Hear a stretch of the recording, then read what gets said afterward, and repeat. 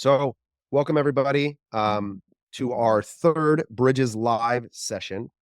These interviews are intended to be a companion piece to each of the episodes that I did in my series Bridges, which is a 12-part series attempting to help build a bridge between marketing and finance, which is a passion of mine. These sessions are brought to you by Zamp and Final Loop, two partners that I'm very proud to work alongside, both of whom I think are contributing to this effort of bringing together different parts of the organization for the sake of producing better outcomes for businesses.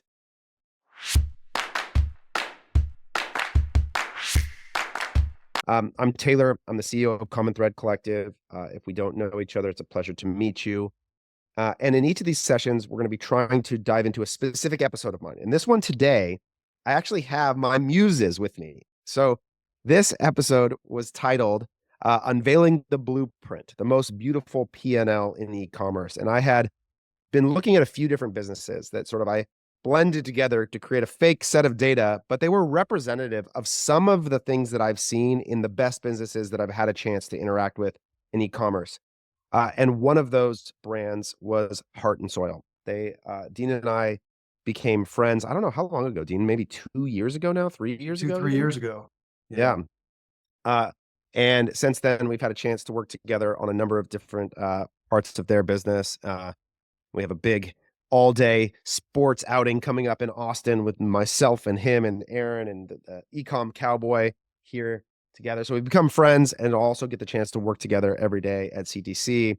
And they've put together just a truly incredible business, and they're being incredibly gracious to join us here today in explaining a little bit about what makes their business so special. So to start, we're also joined by Jeff Lowenstein, who's a fractional CFO for Heart and Soil. And he runs a fractional CFO business called Free to Grow.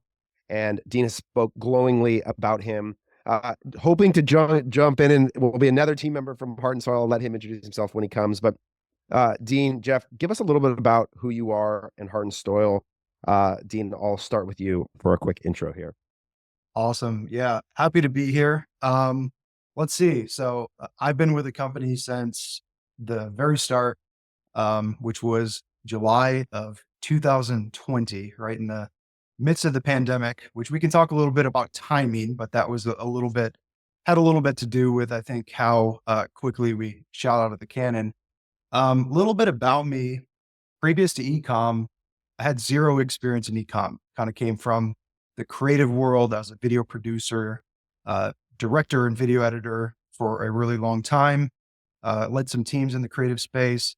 And so it was an interesting jump into the ecom world, in which I sought Taylor out because, I was like, this guy seems to know what he's talking about. You come across people sometimes where you're looking at a very complex system, and some people have the ability to kind of connect dots and make it simple for you. So, zero ecom experience. I see Doug's on. Our whole team had zero ecom experience. So this was kind of interesting, starting a company from scratch, from, bottom zero, and riding a wave, and then also trying to do it in a very smart way, which I think we did and we're doing. So yeah, it's a little bit about me. Happy to be here. Awesome. Jeff, why don't you jump in next, and Doug, we'll swing it over to you in a moment. Yeah, cool. Thanks for putting this together, Taylor. Happy to be here. Hey, everyone. I'm Jeff Lowenstein. I'm the co-founder of Free to Grow CFO. We are the go-to outsourced finance firm for growing e-com brands. You can find us on LinkedIn for tips on scaling profit-focused brands. And if you want to learn more about our team of CFOs and accountants to help your brand increase profit and cash flow, you can check us out at freetogrowcfo.com. My background before I started this firm with my partner, John, is that I was doing M&A in the ecom world for a few years. So met lots of brands that way, and knew we could get better on the financial side. And then before that, I got an MBA. And before that, I spent a few years at Etsy, which is, you all know Etsy. So, Doug, you're up. Cool. All right. I guess we're giving a little bit of a background. Sorry I'm late, but it's good to see you, Taylor. Thanks for having us, man. So for me, I was like, again, was not working in ecom before I got to Heart and Soil. And I got to Heart and Soil and ecom through my interest in nutrition, really. I was kind of just a gym bro. I was getting an MBA actually at the time in my late 20s. And I was really interested in nutrition for benefiting me in the gym. And I went down some rabbit holes around 2017 that led me to some interesting places and interesting conversations about nutrition that were happening primarily online between small groups of people talking. This was like the precursor to what became the carnivore diet and the animal-based diet that we talk about now. And I just became really, really interested in organs, which is what Heart and Soil sells. And it just was like this perfect marriage of, I wanted to get out of the industry that I was in before. And I was working in biotech before, which I didn't like. I wanted to do something with nutrition I felt passionate about, and Heart and Soil kind of just came along.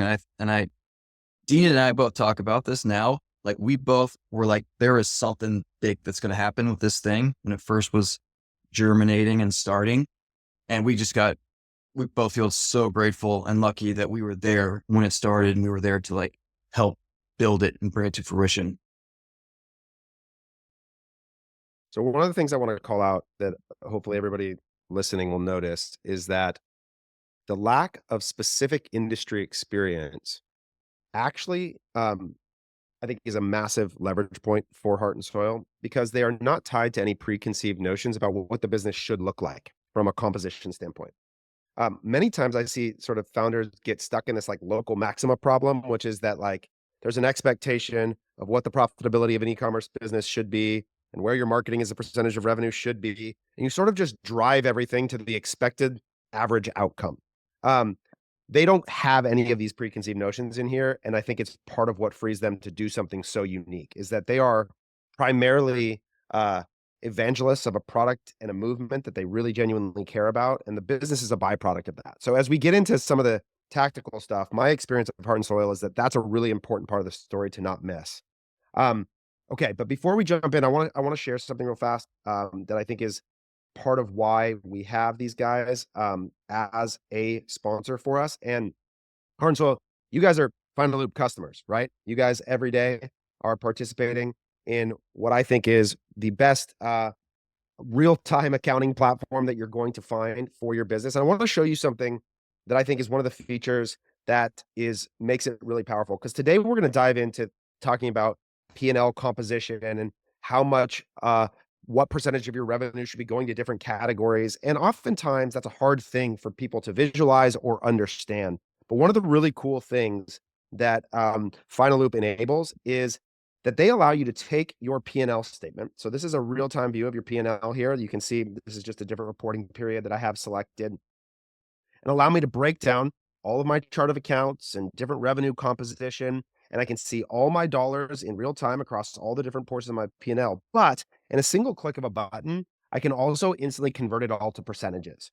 So this way of looking at your P&L, in my opinion, is often more intuitive than looking at the dollar numbers. The dollar numbers are hard to interpret into a composition of how much I can see is going into every category and over time. And because it's monthly, I can easily see the trend of certain expenses over time. And that is a really easy way to see when something is sort of suddenly changing or increasing or decreasing in a way that's really important to understand. And when you just have a block of all the raw numbers, it's really hard to actually interpret that. And so I love that they've enabled this feature. And then just recently they've come out with something, and I'm in dialogue with them about how we could actually incorporate some of the 4-quarter accounting stuff into this. But they just recently launched the ability to export and sync your data directly into a Google Sheet, so that if you wanted to share with more people or come up with different models for pivoting this into different views, they can do this. Where in this case, they built for me like, okay, here's their export of the dollar view. And then you could create a P&L format like this, which is my perfect P&L template that I share in the Bridges series, and it'll automatically populate the format. So they created this where I can single export sync into the data format that we use. You can see our 4-quarter accounting table here. And so as my experience of Final Loop and why I think they're such an important partner is because they uniquely understand our industry and they're building the product for us. And so Dean or Jeff, I don't know if you have anything that you'd add in terms of your experience with Leo and the team at Final Loop that's been useful to you, but I know it's been a huge part of why I'm proud to have them as a sponsor for this episode. Yeah, I mean, I'll just say shout out to the Final Loop team. Like we built a very successful partnership with them, not just Heart and Soil, but we work with other brands that have very successful, accounting setups, and bookkeeping becomes a strength when you work with Final Loop rather than something that holds you back. So they've done a great job. That's right. And then, of course, Rahit and Zamp, the team that has done an amazing job of bringing this series to life. He approached me with this opportunity. And sales tax is a part of your business that's just a nightmare or an easy thing to forget about and deal with. And Jeff, I don't know if you've ever helped anybody sell their business, but usually it's one of those things that's not a problem until it's the most important thing that is a huge problem. And Yeah. so shout out to Rahit. They just closed a huge Series A. They're building a great product to solve a really giant pain in the ass, pardon my language, in our industry, dealing with Nexus and different points of distribution and sales tax. These guys will solve it for you instantly. So check both of those guys out. They bring this to life. They help make these spaces possible. So thank you to both of them. But that out of the way, and it is time to dive in now. So Dean, one of the things I'd love for you to start with is, can you tell us about some of the, what I like to call genetic attributes of Heart and Soil that have allowed it to become such a productive e-commerce business? And you said you kind of came in along the way. Did you know from the start that it had those sort of genetic components that make it special, or is that something you've discovered along the way? Yeah, I love that. I'll answer the last question first. I did know, but what was interesting is I I was coming in more from a passion level, if that makes sense. I knew it had impact potential, and I wasn't thinking about margin dollars or revenue dollars. I myself had a chronic disease, ulcerative colitis, similar to millions of people out there. And I was able to reverse it using nutrition and including things in my diet like liver. And so it's something that I was like very much into. And also being from the creative marketing side of things, I was a really big Seth Godin fan, still am. And he just has a way of allowing yourself to like see the impact of storytelling of brand and making like a deeper connection that, the product can fit into. So I knew right away, because I'm like, I would take this. I was buying liver supplements before. And then it was also in the time of COVID where, health was kind of top of mind for people and part of the conversation. And our founder, who is an influencer, Dr. Paul Saladino, I listened to his stuff for a really long time and found a lot of value in his stuff, and he had an engaged audience. So right off the bat, I was like, this is something I want to help out with and be a part of. But it wasn't about the business components of dollars and cents. It was more about how do we make an impact with this? How do we tell this story? And it's the first opportunity that I ever had in my career where everything seemed to align. So my interest in business and leadership and marketing and storytelling and nutrition just all kind of lined up, and it was very clear to me. We didn't even have to spend a lot of, how like a lot of companies have to go workshop their mission for like 10 days on an island.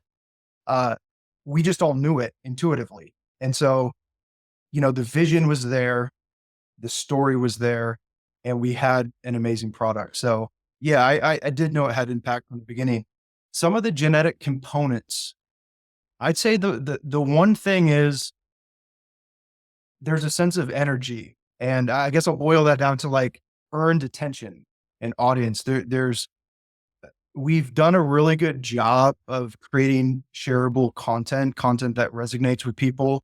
Donald Miller also, has a book about the power of story brand and not making it about yourselves. And that's a really key decision that we made in the beginning, to speak to the audience as their guide. And also recognizing that there's so many people out there that have struggled with their health and have tried 10 different things and not seen success. So that's a core component. I'd say the product category in and of itself is a component. A health-based supplement that, lends itself to subscription revenue. is a major component there.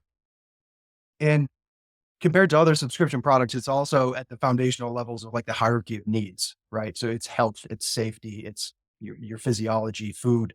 Um, and I think with the story brand or the messaging, it covers all of the basis of the hierarchy of needs. So I think that that's pretty powerful. And the other thing I'll say, this might not be so obvious to most people, is I just say the DNA of the team. Um, I think subtly it kind of exudes itself through our content.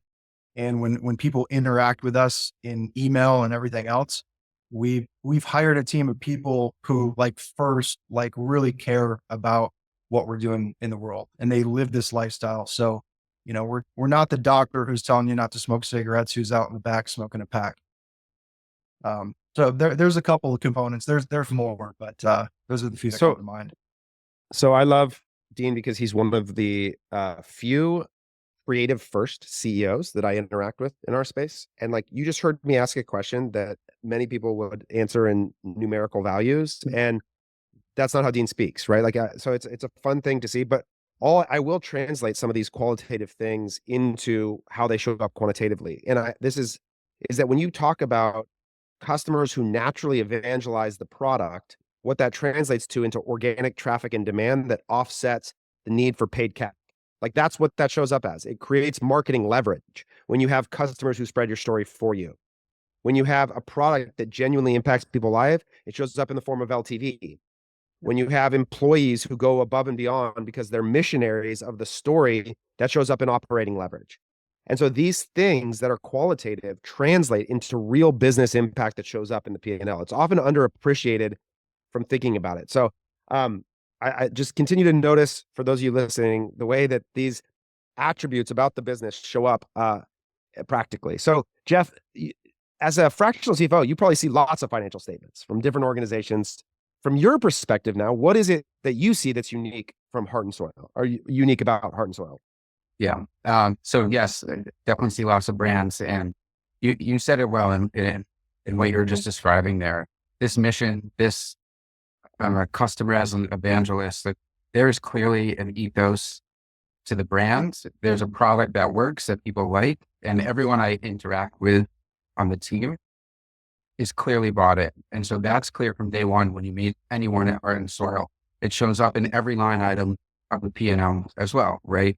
You look at revenue, right? Your repeat customers and your cohorts are going to perform amazingly well. You're going to have organic traffic. So your marketing efficiency is going to be great, right? Contribution margins might be attractive. Overhead and team structures set up a certain way as well. So like it really does show up in every line item of the P&L, and like it really permeates the financial statements. But there's something not just financial or not just quantitative that I mentioned that makes Heart and Soil unique. And it's not just the product. It's Dean and Doug and Tim and everyone on the team operates with an immense level of discipline. And that's really admirable and something that I don't always see. And so it's not just, the product needs to hit certain standards, but the financial management and operational management are held to very high standards as well. A lot of people in this seat would go crazy, right? You could spend more on paid ads and get more revenue in a very short amount of time. And that would be intoxicating to a lot of people, and they would make money doing that. But Dean and Doug are extremely focused on what's the best for Heart and Soil over the long term, and what's best for the customer, because that is the virtuous cycle of customers who love you, evangelize the brand, come back and buy, and so on and so on, right? So it's this concept of discipline that I really admire about the team, and it really has helped them fire on all cylinders. Love it. So, Doug, I want to come to you because one of the things, generally speaking, when I see this category of supplements, is it's attractive to a lot of people for a reason. There's generally high margin, it's a consumable, so the LTVs are good. But one of the threats that I see exist for businesses in this category is that the product sort of becomes a commodity. Yep. And there becomes this massive influx of competition that competes away all the profit. But you guys actually have this unique thing where that the supply chain is actually complex, and this is your world. You deal with this all the time. So Yep. can you talk a little bit about how there's a barrier to entry that actually protects your guys' pricing power a little bit against some of those common issues that supplement businesses face? Yeah, that was the really interesting thing when I first started to take over everything as far as operations and supply chain. It became very obvious that there was a big choke point in this category supply chain, which was the freeze drying. And, I'm looking around and there's big beef industries in the United States, in New Zealand, and Argentina, and Brazil, and Australia, all these different countries. But there's only 2 countries where they're actually freeze drying organs to be put into, capsules to sell to people. And it was in New Zealand and Argentina. And, so we're working with these guys in New Zealand, and these are small firms that are doing this freeze drying stuff. And when we first launched, as Dean mentioned, we started to scale like very quickly, and it put immense stress on those, small firms in New Zealand that were actually doing this freeze drying. And that became a big, big bottleneck, like huge red flags going off everywhere. We're stocking out, can't keep anything in stock. And I remember I would lock myself in my office like every day, and all I was focused on was trying to figure out how do we get, these guys in New Zealand to help us scale. And it was about building relationships with these guys and convincing them that we were the horse for them to grow, that we were going to grow huge if they could feed us. And working with them every day to try and plan out how we can juggle all these different raw materials being imported from New Zealand to be able to keep some of our products in stock so we could grow and we could get these great products into people's hands. And there was another wrinkle into it that became apparent to me too, that some of these, you're right, some of these different materials are becoming a little bit commodified, like liver especially, and heart and a few others, but there's some more like esoteric, or I guess there's some things like brain or thymus, for example, or lung, things that we've really locked down. Like that's where we have a big competitive advantage over people, is that range of organs that we can offer for these people that are really into this stuff.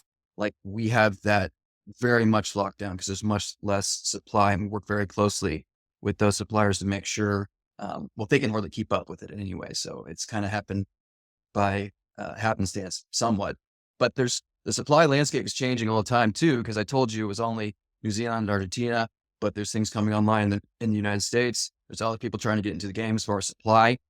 So we've had to be strategic too with, what's happening in the United States. We just launched a product that uses US beef that was freeze dried here in the United States. We work very closely with this group that developed the capacity. We put contracts in place to make sure that we could be exclusive with them for a period of time. So those are some of the things that I kind of just fell into as we were getting into this, and it happened through the growth where those barriers of entry started to get big fast, if that makes sense. Yeah. And this is, so for those keeping track at home, right? Like what I'm trying to do with these series is to help you think about how your business creates the kind of leverage that produces disproportionate profit capture, right?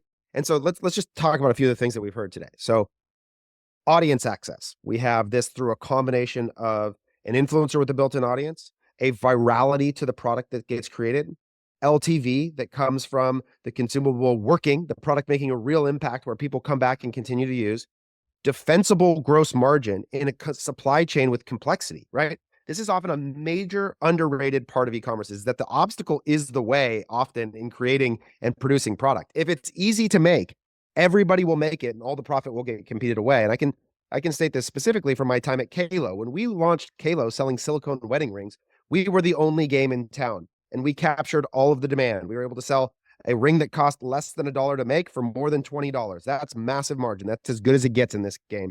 But like this, it disappeared because the barrier to entry was nothing. And your margin is my opportunity. If I can recreate it and I'm willing to take $1 less and $1 less to the point that now you can buy 10 rings for $2 on Amazon.com. And that's what happens when the supply chain is not defensible. And that's why oftentimes e-commerce businesses just run into this marginal threshold where everything deteriorates and disappears. So it's really important to think about all the pieces of this story about why it works. It's easy to be like, oh, it's an influencer-led business. No, no, no, no, no. Lots of those fail. Endless amounts of those fail, right? Oh, it's a supplement business. Lots of those fail. Lots of those don't work. Don't boil it down to simplicity of a single thing. Understand the unique set of dynamics that make this business work. So, but now, like, okay, so we're here, Dean.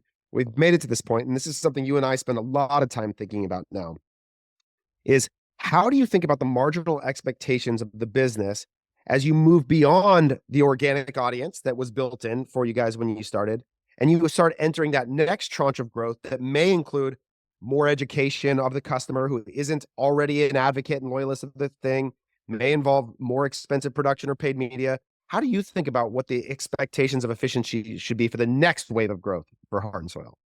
Yeah, this question is timed well because this year particularly, we've gone through a lot of headwinds in that area, and trying to tackle this question. I think the first thing that I think is important with this is, it is true that over the course of time, your customers will become more expensive to acquire.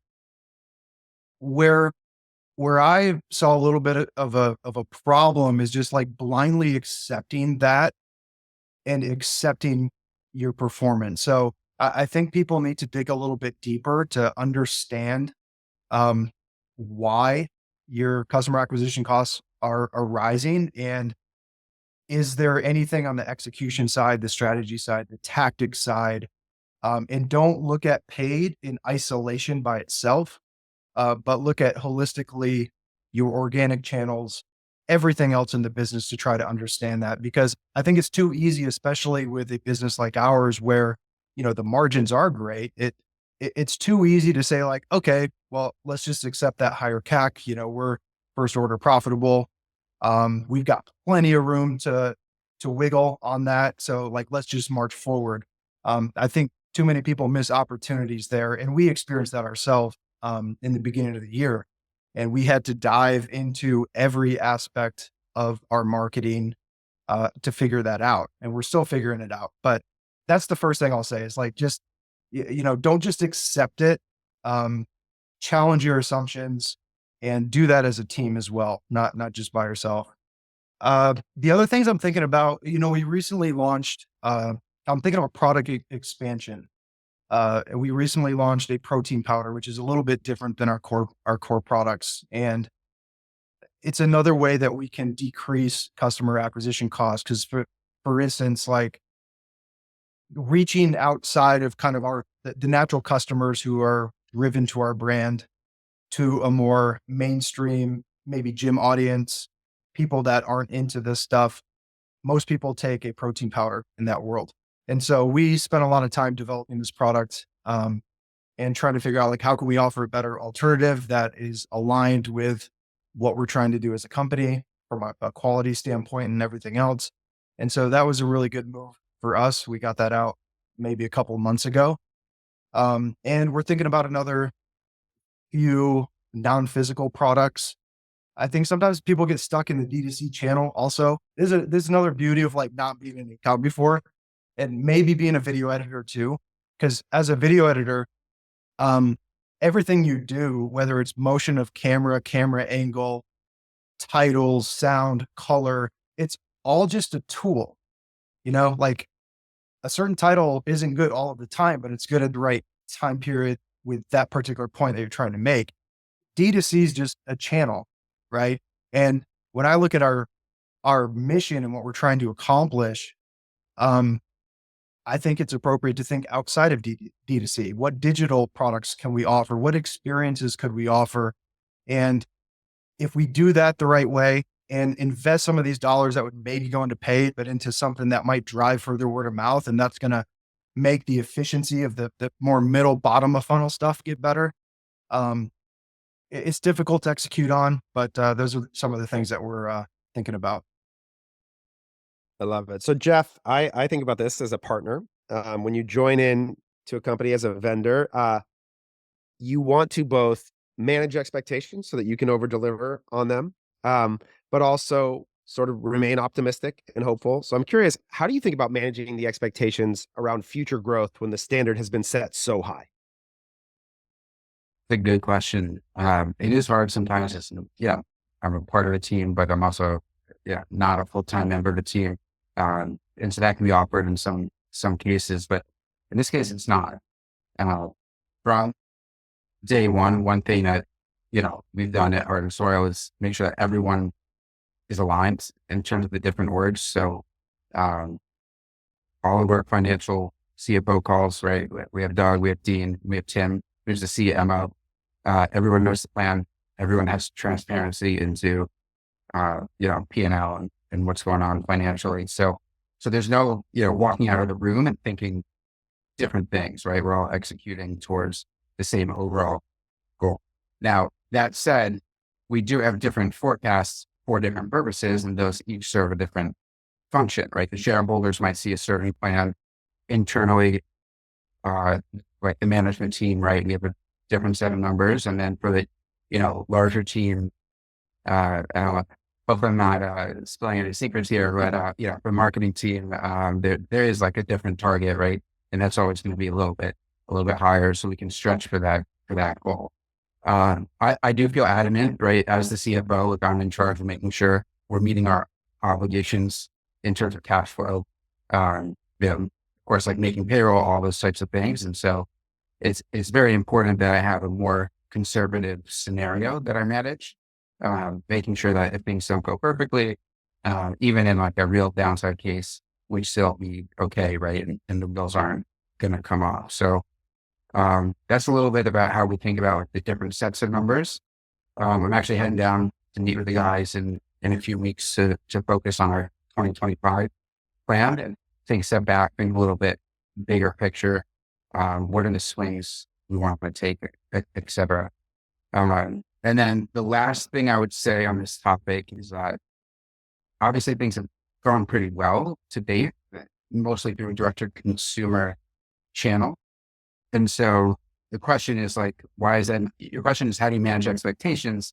And why is that not just going to continue forever? Well, the answer is like, let's take a step back, right? Like over 5 years, there's going to be something that moves the business forward in a major way. But it's not going to be exactly what got us here. And we may not even know exactly what that next strategic channel or product or whatever it is. So you mentioned non-physical products, right? Like we don't know what it's going to be among the list, but I think that, the team has earned the right to take some swings, knowing that not everything is going to work out, right? And so we set those expectations, with the shareholders early on, right? That not everything is going to work. We're going to try it, but we're going to do a few things and execute at a high level rather than spreading ourselves super thin across, 100 different initiatives that may or may not work out because, if you're doing 100 things and not getting resource appropriately either. So that's a little bit about, the planning process and how we're thinking about expectations going into 25. I love Can I that. add I have something real this. quick? Yeah, go ahead, Dean. I was just going to say to Jeff's point of like the two different forecasts or targets being a little bit different. I think there's an important point there as to why.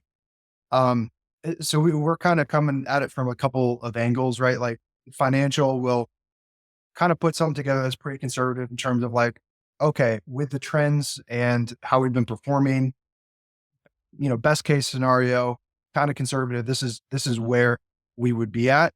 But you still have to go through that process of like, what are we doing? What are the marketing moments? How are the channels going to perform? What products are we launching? And that's where the marketing component kind of goes into it. And that's why those two separate forecasts are slightly different.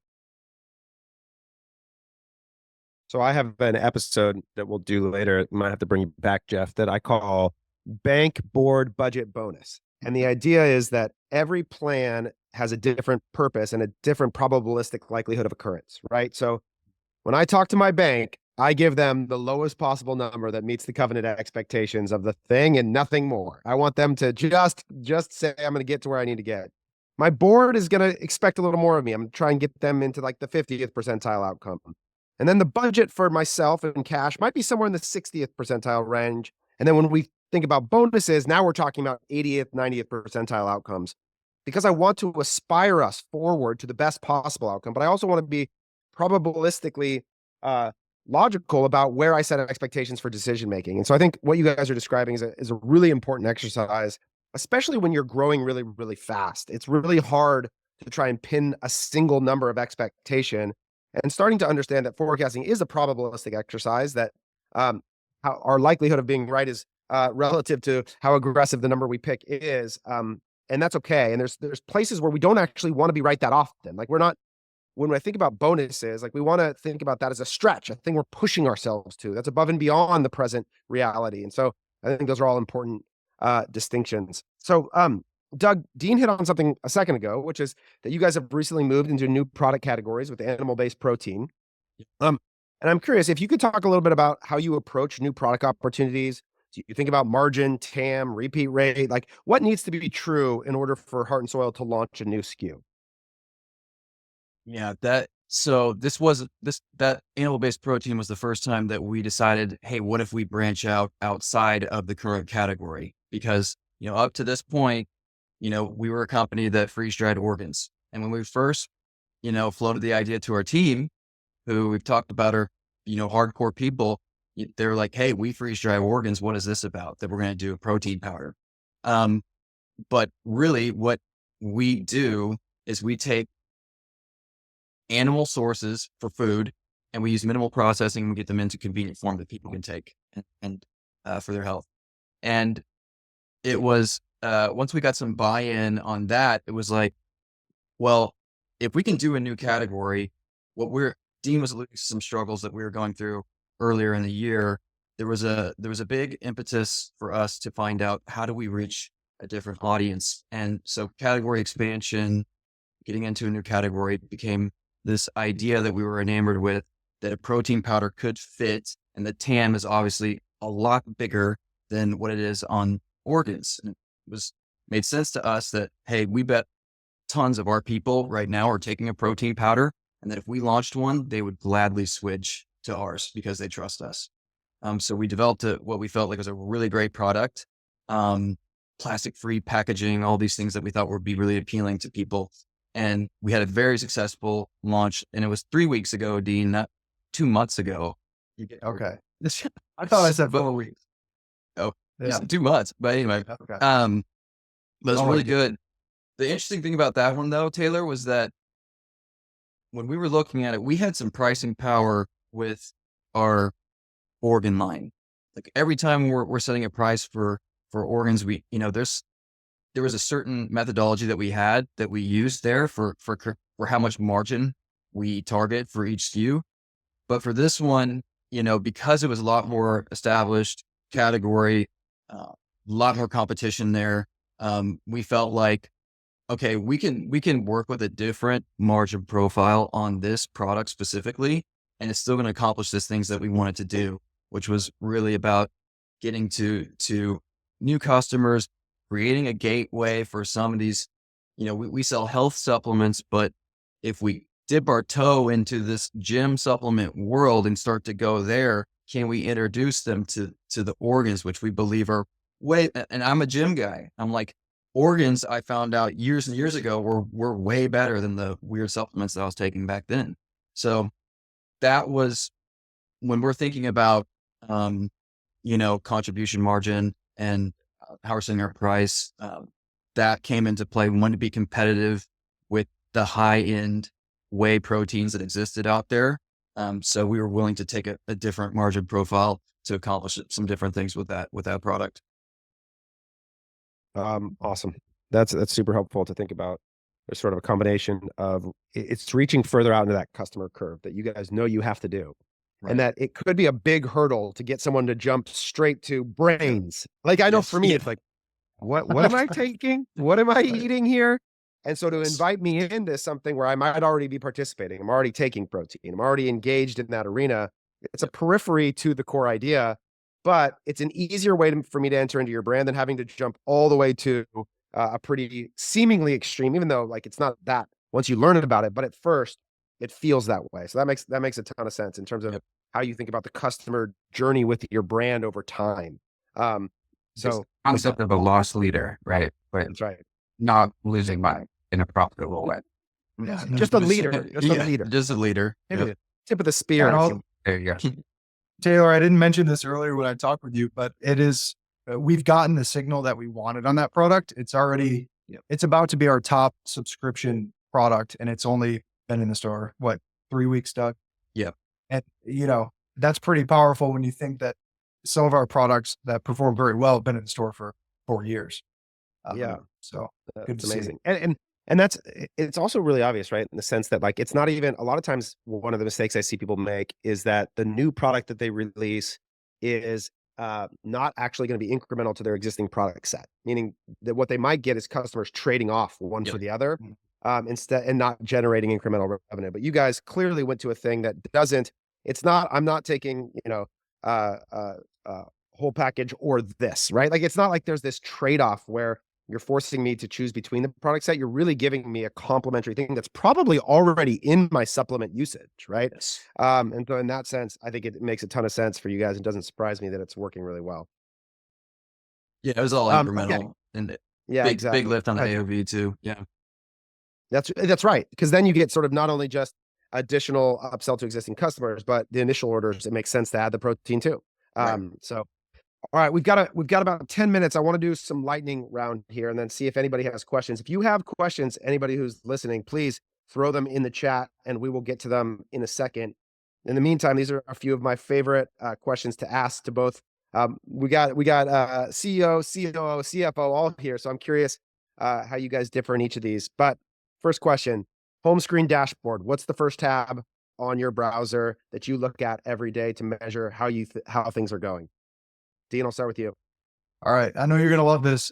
For me, it's Statless and the growth map. So on a daily basis, I'm in there. I'm looking back weekly, monthly, and even the previous couple of days to see if there's, any changes in terms of efficiency on the paid side, if our organic is dipping, those kinds of things. And it spurs really good conversations with the team. Great. Doug, what's yours? Man, I hate to say it, but it's OneDrive, and it's all of my very special spreadsheets that I've developed over the past 4 years to manage our supply chain outside of a, ERP and inventory management system. Those are my babies. So Yeah. that's the first You mean- one. It's a complex, beautiful web that you've developed. Sorry. It worked. Jeff, what's yours? Or maybe Jeff, better yet, what do you recommend to people be their primary view? So the answer is what I'm checking for Heart and Soil and our other brands, that we actually put together a financial KPI dashboard for every brand we work with. And so I'm always checking there to look at financial trends, efficiency trends, margin trends, all that kind of stuff. So that's kind of my home screen. It's called Love Reach it. Reporting, and Reach that one's that's my third. Yeah. What is That one? Jeff? What else is on? Like, what's on it? Give me a couple of the metrics that you designed for people. Yeah. Maybe we can do like a demo or something another time, but like we define a set of metrics at Free to Grow and how we look at gross margin, contribution margin, the whole chart of accounts, for everyone. And, we'll trend all those out over time so you can see it visually, all the P&L efficiency metrics, but not just the P&L, right? Balance sheet. So things like inventory days, inventory value, cash conversion cycle. Usually it's pretty helpful for the brands they work with to see how those trend over time, making sure that they're, managing inventory, AP tightly, and have enough cash flow to operate it really. And then cash conversion one. Yes. Quite a bit. Yeah. Love You it. also have some really good charts for labor efficiency and those types of OpEx metrics. Yeah. So revenue per employee, vector. So Nice. Okay, so Dean, this is a question about sort of the whole theme here, right? Is aligning in marketing, finance, and just team alignment towards common outcomes. Do you and your executives have a shared financial incentive around a single KPI, or how do you think about moving your team in a common direction across different departments? Yes. We do. And it's essentially pretty simple. It's a top line target and a margin target. And so if both of those are met, then the executive team is rewarded for that. Yep. Great. Okay, speed round. Who should control the forecast, marketing or finance? Jeff, I'll let you go first. Yeah, I mean, I think it has to be two. I think I mean, finance has to have the real, like, the real one in my opinion, but, yeah, I think there needs to be two sets of numbers. Yeah. Mhm. So, All right, Dean, marketing or finance? Man, I thought about this. I think the CEO needs to own it. And I think there needs to be participation from finance, marketing, and also ops. Doug, I who think the sets C who sets the number? the COO. No, Oh, I no, like no, no, it. I'm just kidding. But hey, there's an argument there. Yeah, no, I Ultimately, mean, like you can't do revenue without product. it's true. And honestly, for us, our biggest cost center in our business is all COGS. It's not CAC because we have the organic growth that we talked about earlier. So we do focus a lot, like my team too, on the supply chain. We focus a lot on what we're doing in cost of goods because that dictates kind of our cash flow, which cash flow is like another thing when we talk about DNA of the business. Cash flow is like that's integral to our business. That's such an you actually just unlocked something that I think is maybe now my new answer to the question, which is that like whoever controls the largest cost center is the answer, right? So in most organizations, that is marketing, right? Where marketing is the largest line item, but for you guys, it's not. And so that's a really interesting sort of way to frame who ultimately is most accountable is like who's making the largest outlay of cash. Because ultimately that decision is the one that's going to drive the potential for the outcomes. That's interesting. That's an interesting frame. I like that. Yep. All right, another controversy. Oh, go ahead, Jeff. So on the forecast for our next meeting, it's all yours. Me? You said the COO? Oh, okay. Yeah. No problem. Thanks, Jeffrey. Okay, a couple of quick questions. Jeff, maybe you can knock this one up fast. How do you file taxes, cash basis or accrual basis? How does Heart and Soil file taxes? Yeah. I think this year will still be, it's been extended, but I think it'll still be on cash basis. Yep. Probably for the last time this year. And then you're trying to move them to an accrual basis though? So we're on, so this is actually an interesting point. So you do not need to be on the same bookkeeping accrual or cash as how you file taxes. Those can be different. And so when we started working together over a year ago already, we moved Heart and Soil to an accrual basis from QuickBooks to Fileloop. And so that was a big change, but we're still able to file taxes on a cash basis, which is still beneficial just for tax reasons this year. But I think every e-com brand needs to be accrual. Like it's really hard to understand margins and, really how you're doing it all if you're not on an accrual basis.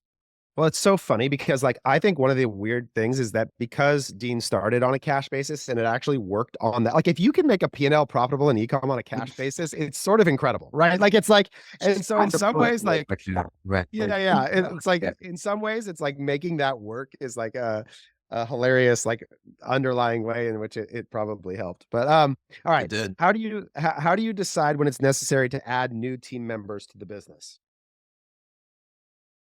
This is for me. Go ahead. Sure. I mean, we've got a process. I'd say it boils down to impact.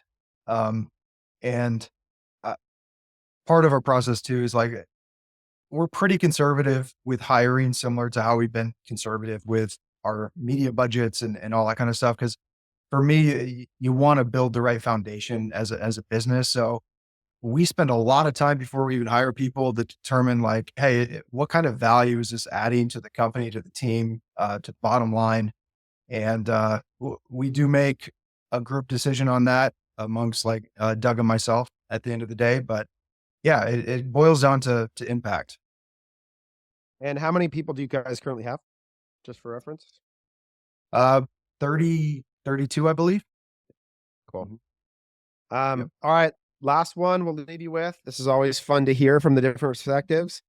Do you think Heart and Soil's current ad spend is too high, too low, or just right? I'm going to say just right, because that's the way it is right now today. Earlier this year, if you would ask me, would be spending this much, I would say too high. But it's the efficiency equation that I think we got room to grow. So yeah, I'd say just right now. Doug? I just want to say too high because the way my brain works is like we feel like we haven't created the content flywheel it's not quite dialed enough for paid yet. It's works great on organic. And I'm like, well, why are you pressing the gas so hard when we haven't got that all figured out yet? That's just the way I kind of think, but it's working. So I'd say we'll stick with just right. I'm going to agree with Dean. And Jeff? Well, actually, I'll say to you, I think you guys can use a lot of challenge to say, let's get parts of the funnel in order, because it'll bother you if you increase spend without getting those other pieces of efficiency in the right place. So I think that could be a little more. There's something so you guys are one of the most fascinating cases where it's funny. I feel fearful of converting you out of this beautiful thing that you've been, which is this massive organic demand creating engine, into something that's dependent on paid media in any way. But at the same time, like, that the return on invested capital still for paid media is also so good that you go like, well, how do you not deploy capital against that kind of return? But you also don't want to like build or atrophy this other muscle that you have that Doug's talking about, which is like, you guys built a business without it. Like you created this and it drove a lot of really good behaviors in you. And so it's a weird tension to think about both those things at the same time. But regardless, guys, I appreciate all of you coming in. I hope in listening, everybody was able to pick out something that with these series, what we're trying to do is we're trying to highlight that, one, there are a lot of amazing businesses out there, but there are unique and specific things that make them work, and that you could learn something and apply it to your own business along the way. All three of you, where can they follow you? Where can they learn more about Heart and Soil and you guys if they want? Dean, I'll start with you. Heartandsoil.co is our website. I'm pretty active on Twitter. You can find me at Dean C. Brennan. Always love connecting with other people at ecom. Coming in with zero experience, this community was super helpful to me. So I'd love to give back in any way I can. So reach out. Doug, where can we watch videos of you working out? Oh my goodness. Well, you can find me on Twitter, DTC Doug on Twitter. And there's not going to be many workout videos on Twitter. Maybe every once in a while you'll get something, but that's where you can find me. I'll keep the alerts on. On, waiting for it. There might be a picture Jeff, too. what about you? I'm looking towards that as well. You can find Free to Grow CFO at freetogrowcfo.com. I'm active on LinkedIn. And you can follow me and my partner, John Blair, there as well. We're also on Twitter. I'm Jeff LOW791 on Twitter. So, check us out. Awesome. Thank you, everyone. We will send out the recording and make sure that everyone has it. Let me just drop Jeff in the chat. There you go. There's all three of them on Twitter. Make sure that you follow. Lots to learn from each of them. So appreciate you guys. Thanks for stopping by. Take care. Thanks for having us, Taylor.